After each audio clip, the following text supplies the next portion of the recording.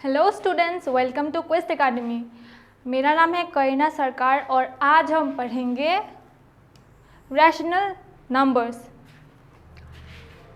Rational numbers पढ़ने से पहले हमें पता होना चाहिए कि नेचुरल नंबर क्या है, इंटीजर्स क्या है या फिर होल नंबर्स क्या है। ठीक है, तो फर्स्ट हम देखेंगे what is natural numbers. Natural number is a integer that starts from 1 and continue without and. Natural numbers क्या होते हैं? जो 1 से स्टार्ट होंगे और वो एंड कहाँ तक होगा? Infinite. As well know natural numbers 1 से स्टार्ट होते हैं, जैसे 1 2 3 4, और वो कहाँ तक एंड होंगे? एंड ही नहीं होते, इनफाइनाइट तक जाते रहते हैं। तो इनको हम बोलेंगे नेचुरल नंबर्स। और नेचुरल नंबर्स को हम क्या बोल सकते हैं? Counting numbers. काउंटिंग नंबर्स, हम काउंट करते हैं ना, 1 2 3 4 5 6 7 8, तो नेचुरल नंबर्स को हम काउंटिंग नंबर्स भी बोल सकते हैं। ठीक है, एग्जाम्पल 1 2 3 4 इनफाइनाइट। और एक चीज़ है, नेचुरल नंबर को हम कैपिटल N से डिनोट करते हैं। ठीक है, नेचुरल नंबर्स को कैपिटल N से डिनोट करते हैं। अगर कहीं पे लिखा हो कैपिटल N, इसका मतलब समझ जाना वो नेचुरल नंबर को बता रहा है। ठीक है, उसके बाद है होल नंबर। अब नेचुरल नंबर तो हो गया, अभी होल नंबर क्या है? होल नंबर कंटिन्यू नंबर, मतलब ये काउंटिंग नंबर होते हैं पर इसमें क्या एक प्लस हो जाएगा? 0। Counting numbers, natural number 1 2 3 4 5 6, whole number में बस एक 0 ऐड हो जाएगा, बस इतना सा ही है। देखो counting numbers 1 2 3 4 dot dot dot infinite, ये हो गया काउंटिंग नंबर्स, नेचुरल नंबर। पर जब होल नंबर हो जाएगा बस एक चीज़ ज्वाइन हो जाएगा, वो है 0। ठीक है, 0 से स्टार्ट होगा, इनफाइनाइट तक जाएगा, तो ये हो जाएगा होल नंबर। ओके, बस इतना सा ही डिफरेंस है।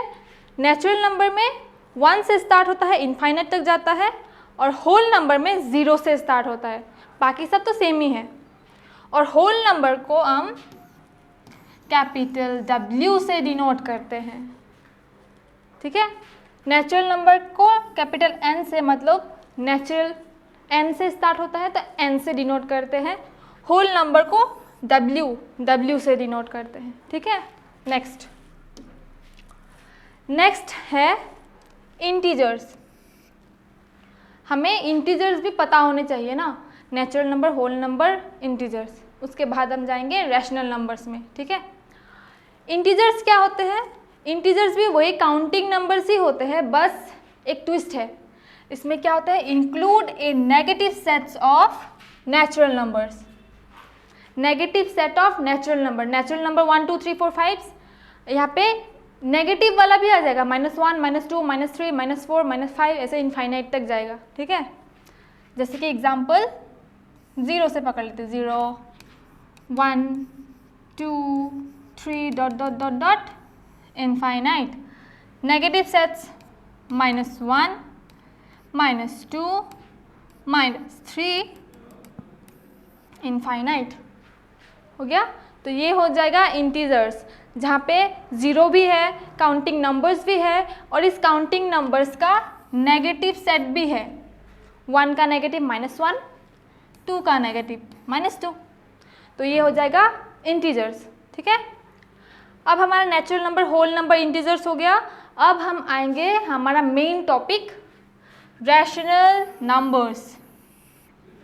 रैशनल नंबर्स क्या होते हैं? रैशनल नंबर्स होते हैं जो हम P/Q स्ट्रक्चर में लिख सकते हैं।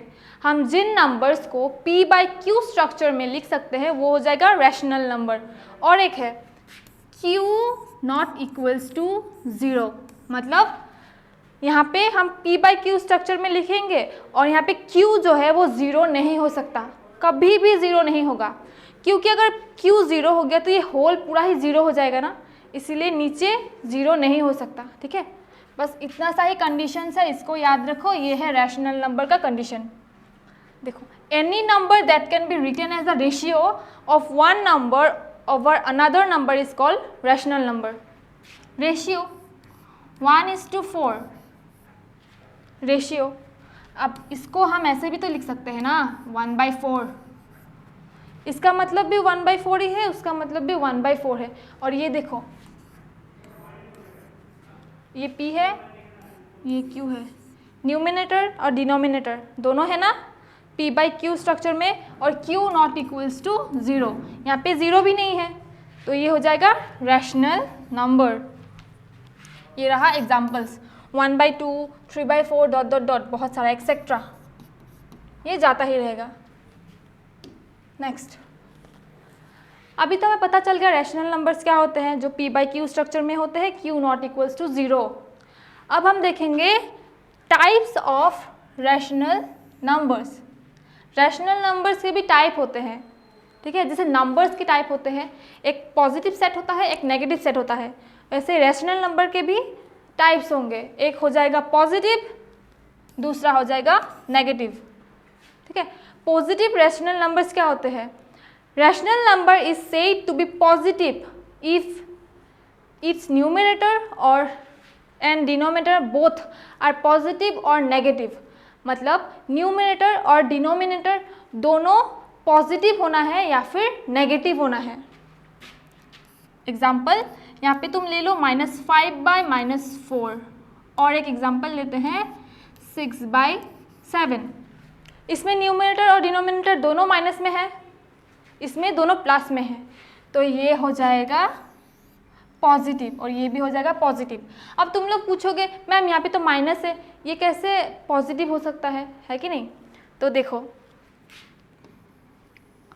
ये इसको कर देते हैं, ये माइनस है, ये माइनस है, हम लोगों को पता है ये माइनस कैंसिल हो जाएगा, कैंसिल होने के बाद ये क्या हो जाएगा 4/5, अल्टीमेटली ये पॉजिटिव भी हो गया ना, इसीलिए ये पॉजिटिव हो जाएगा, ठीक है।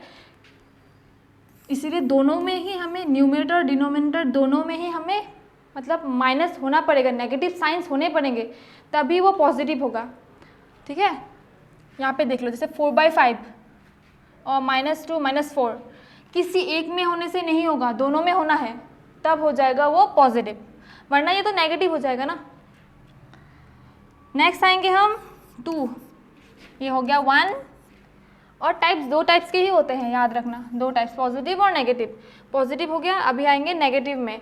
नेगेटिव में क्या होगा? नेगेटिव इफ़ आइदर डिनोमिनेटर और न्यूमरेटर दोनों में से कोई एक ही नेगेटिव हो सकता है।